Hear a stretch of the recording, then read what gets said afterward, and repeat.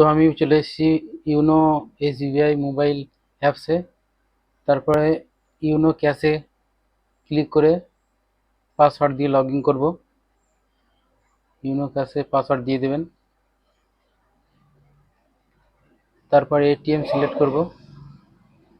তারপরে ATM select করার পর ব্যালেন্স এবং কত টাকা আপনি তুলতে চান সেটা লিখে দেবেন। অ্যামাউন্টের ঘরে 2000 তুলব। একটা পিন সেট করবেন যেটা এটিএমে টাকা তোলার সময় লাগবে। দেখুন আমি পিন একটা সেট করে দিচ্ছি। তারপর নেক্সটে ক্লিক করব। তারপর agri and term condition confirm করব। তারপর বলছে 4 ঘন্টার মধ্যে তুলতে হবে। তারপর একটা মেসেজ দিয়ে দেবে মোবাইল স্ক্রিনে।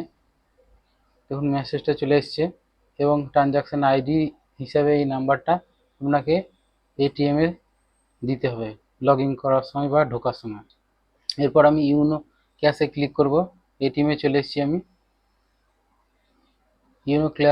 ইউনো ক্যাশে ক্লিক করার সঙ্গে সঙ্গে মোবাইলে যে মেসেজটা দিয়েছিল 6 ডিজিটের YONO cash transaction receive thought SMS, ওটা লিখে দেবো। তারপর কত টাকা আমি তুলবো সেটাকে লিখবো, যেটা লিখেছিলাম 2000। তারপর ইয়েস করব। Your transaction is process, please wait.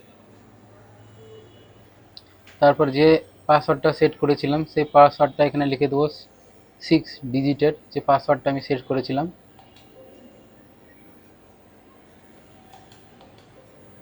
তারপর কনফার্মে ক্লিক করব। তারপর দেখুন আমার টাকা এটিএম থেকে বেরিয়ে চলে আসবে। দেখুন লাইট ব্লিডিং করছে এবং ট্রানজাকশন সাকসেস দেখাবে। এই ছিল আপনার ভিডিও। ভালো লাগলে শেয়ার করবেন, লাইক করবেন, কমেন্ট করবেন।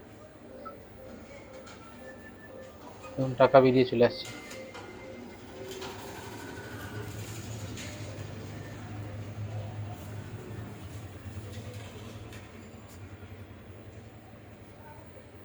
Transaction complete.